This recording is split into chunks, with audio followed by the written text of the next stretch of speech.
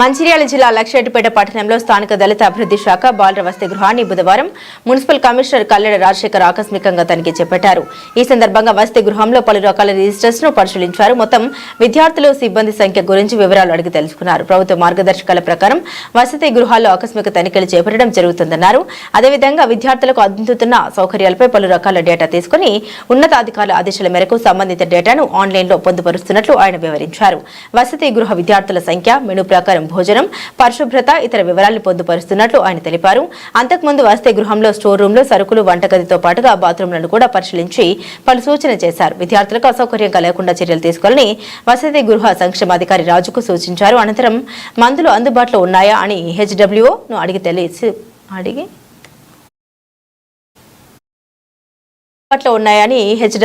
అడిగి ప్రభుత్వ ఆసుపత్రి మందులను మాత్రమే వాడాలని సూచించారు. అంటువ్యాధులు రాకుండా పరిశుభ్రత కోసం విద్యార్థులకు శానిటైజర్లను కూడా అందుబాటులో ఉంచాలన్నారు.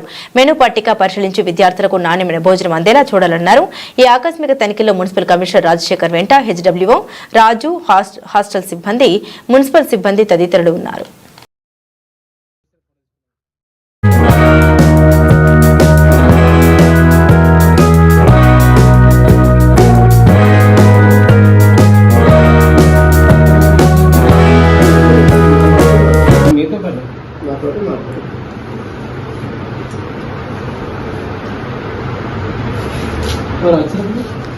మా సార్ వచ్చింది, deputy director, driving director.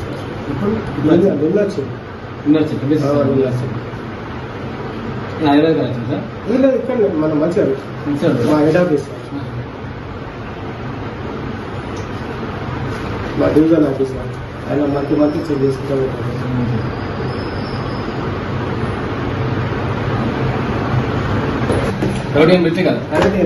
Private తీసుకోండి సార్. గవర్నమెంట్ అన్నం తింటున్నాం కాబట్టి గవర్నమెంట్ ట్యాబ్లెట్ వేసుకుంటాం. మేము సాలరీ అయినా తెచ్చుకుంటాం, అన్నీ తెచ్చుకుంటాం. 500 అవి ఇది ఇడ్లీ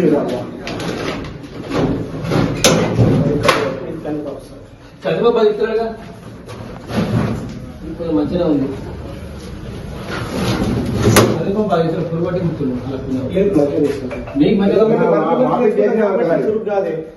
గెత్తే మళ్ళీ మంచిగా వచ్చింది. అదే మన తెలిసినాడు కదా, రాగి పౌడర్ పల్లీలు. ఇది బయట కదా, సార్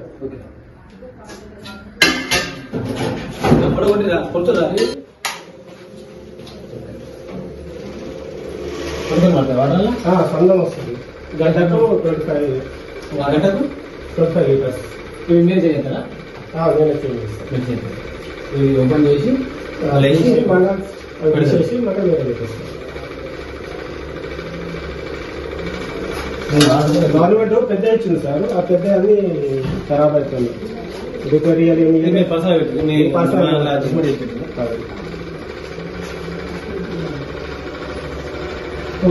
మరి వేద్దాం.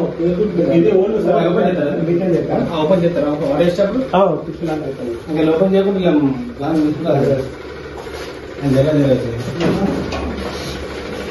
సరేనా డైరీ ఇచ్చేది సార్. వాటర్ తాగే వాటర్, ఇవి వాటర్ యూజ్ చేస్తారు sir. Mill water, bore water, సాంబార్లో కొంచెం చింతపండు మంచిగా తులుపుంటుంది.